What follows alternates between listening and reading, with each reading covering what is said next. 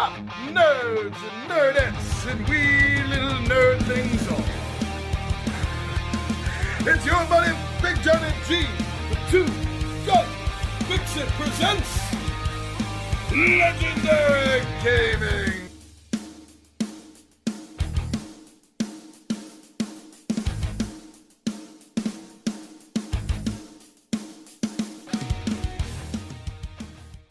I'm so glad that you joined me here for Big Johnny G's How to Play Die in the Dungeon. This is a reverse dungeon crawl adventure where you are the creature fighting off the character classes, the heroes that are coming into the dungeon. Although you yourself are forced into servitude by a much more powerful being, the Die Master.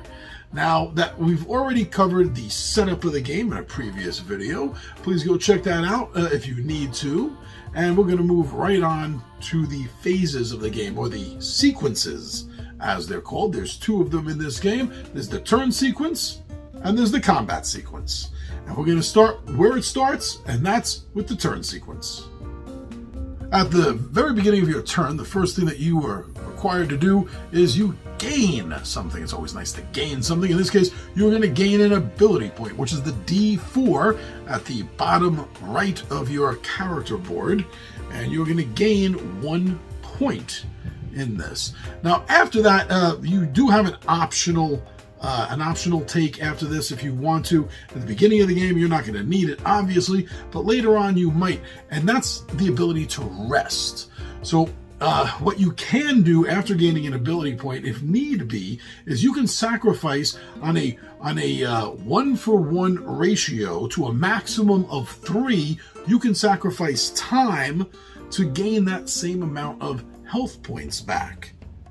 Now, if you don't need to do that, you can move on to the next part of the sequence, which is where you use, if need be, an ability point. You can use this on any of your 4 cards, or on either of the 2 innate abilities that you have, as long as you have enough points to activate that ability. The next thing that you're going to do is you're going to lose time. You're going to take that 20-sided die and you're going to take it down 1 point. This is the beginning of the game, then that 20 goes to a 19. And you're going to do this continuously throughout the game during this part of the turn sequence. Now that you've gained an ability, possibly rested, maybe even used an ability, and you lost a single time, now you get to explore.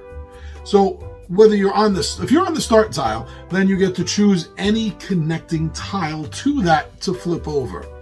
Otherwise, if you're not on the start tile, then you get to explore any unflipped tile that happens to be adjacent to any previously explored tiles. So please keep note of this. You're not spending a turn to move one tile to the next necessarily. You may have gone down a complete line of tiles and now want to go the other way. So you don't have to spend time and turns moving back over previously opened flipped tiles.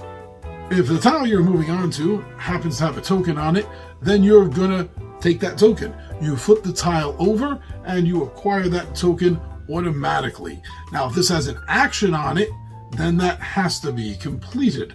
But otherwise, gain the token, flip the tile.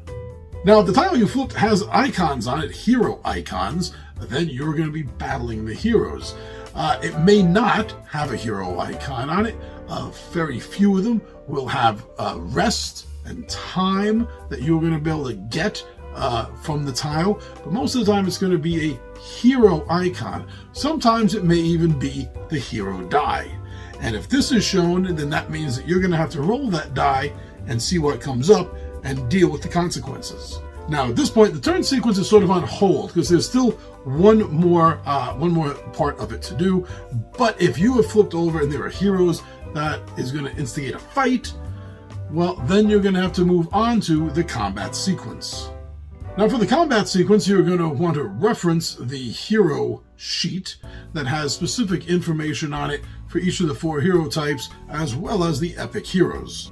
So the first thing in the combat sequence is that you're going to activate the effects of any hero's multiples. If there happens to be multiple fighters, rogues, wizards, or clerics, then that is going to grant them a special ability, them being so many of them. So that's going to be activated first and foremost during the combat sequence. Next, you're going to be able to use, if you have any points available, you're going to be able to activate and use an ability. Yes, this is going to continue to cost you points, which is why every turn you keep gaining ability points. So don't necessarily be shy all the time in using them.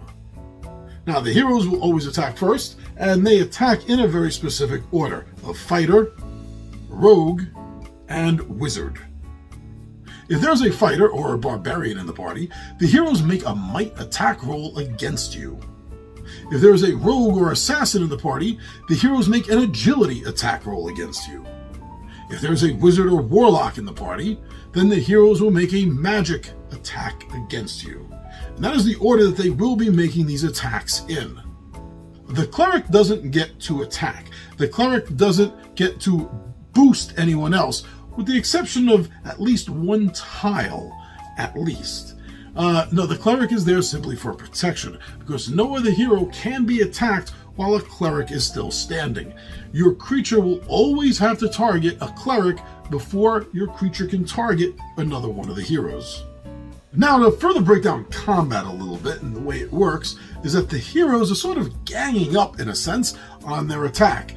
So, in the order that they're supposed to go in, when the fighter or barbarian goes, you're going to be taking his base melee attack, and you'll notice that it is highlighted out of the 3 stats he has on the bottom of his card. His swords, his melee, you're going to add that, for a first level fighter, it's 4, to the melee stats of the other companions, the rogue and wizard, not the cleric, unless a tile tells you otherwise. So with all first level characters, we have 4 points for the fighter, 2 points for the rogue, 1 point for the wizard. So altogether that would be 7. 7 is higher than 6, which is a die in your collection, a 6-sided die. 7 is higher than 6, so you have to go to the next die up, which in this case is an 8.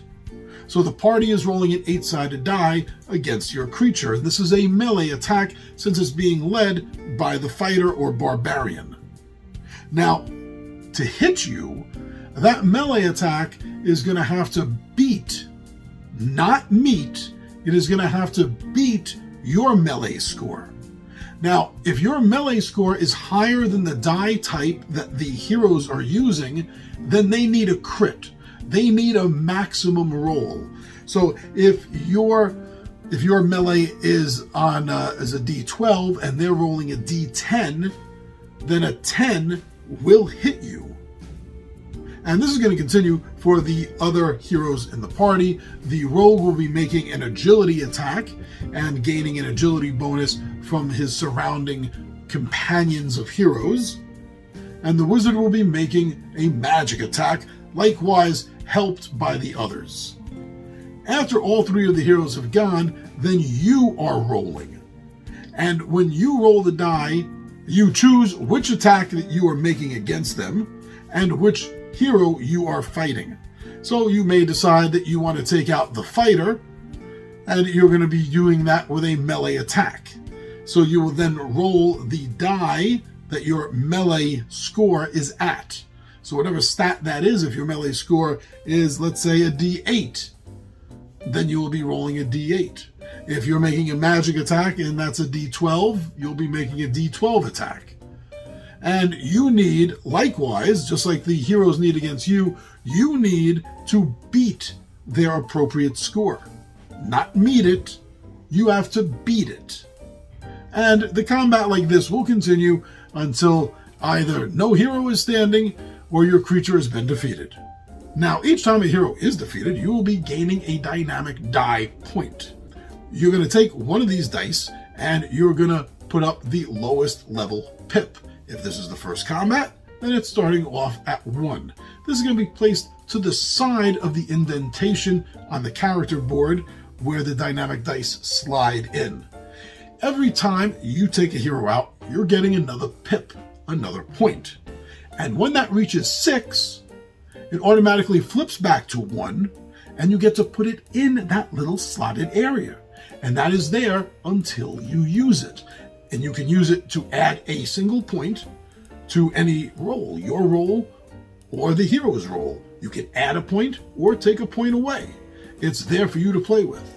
And after you have this point, it will continue. You will have a second die.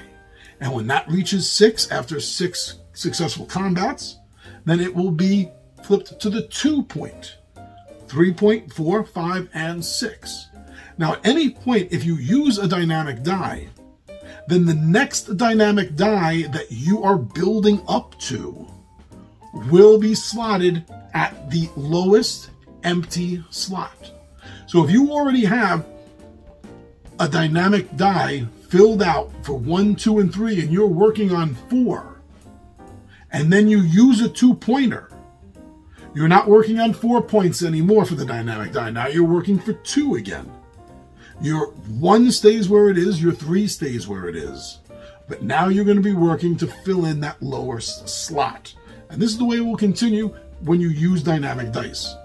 When you use them, you have to fill that slot back up again before you fill up any of the higher slots. And as mentioned before, some combat, you're going to roll the die. There's a hero die, and on the hero die, there's a representation of one of each of the heroes. There's also the Bard. This is an annoying character that can't be dealt with until the rest of the party is.